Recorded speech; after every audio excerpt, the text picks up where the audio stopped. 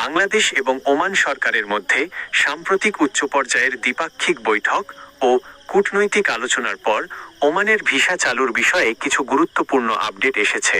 Oman ও বাংলাদেশের পররাষ্ট্র মন্ত্রণালয়ের মধ্যে অনুষ্ঠিত বৈঠকে দুই দেশের মধ্যকার দ্বিপাক্ষিক বাণিজ্য, বিনিয়োগ এবং শ্রমবাজার নিয়ে বিস্তারিত আলোচনা হয়েছে। বর্তমান পরিস্থিতি এবং ভিসা চালুর মূল ঘোষণাগুলোর সারসংক্ষেপ নিচে দেওয়া হলো। ওমান ভিসা চালুর মূল আপডেট সমূহ। 12টি নির্দিষ্ট ক্যাটাগরিতে ভিসা শিথিল। ওমান সরকার বাংলাদেশিদের জন্য নির্দিষ্ট কিছু ক্যাটাগরিতে ভিসা পুনরায় চালু ও শিথিল করেছে।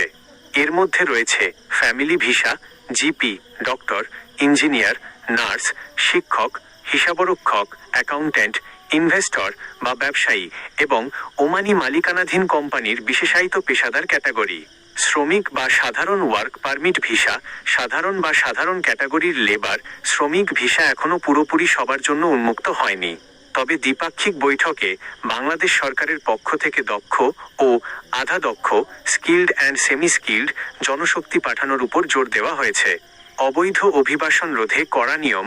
ওমান সরকার এবং বাংলাদেশ দূতাবাস উভয়েই অবৈধভাবে ওমানে প্রবেশ বা ফ্রি ভিসার নামে দালালের প্রতারণা রোধে জিরো টলারেন্স নীতি ঘোষণা করেছে।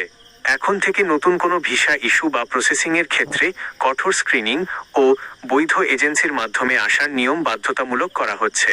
সতর্কতা: ওমানের কাজের ভিসা বা লেবার ভিসা খোলার পূর্ণাঙ্গ ঘোষণা আসার আগে কোনো দালাল বা এজেন্সির কাছে বড় অঙ্কের টাকা লেনদেন করা থেকে বিরত থাকুন।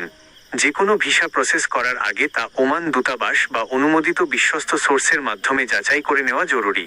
ওমান সরকারের অফিসিয়াল ভিসা আপডেট এবং কোন কোন নির্দিষ্ট ক্যাটাগরির ভিসাগুলো বর্তমানে চালু করা হয়েছে তা বিস্তারিত জানতে আপনি ওমান 12 ক্যাটাগরির ভিসা চালুর সুখবর এই ভিডিওটি দেখতে পারেন।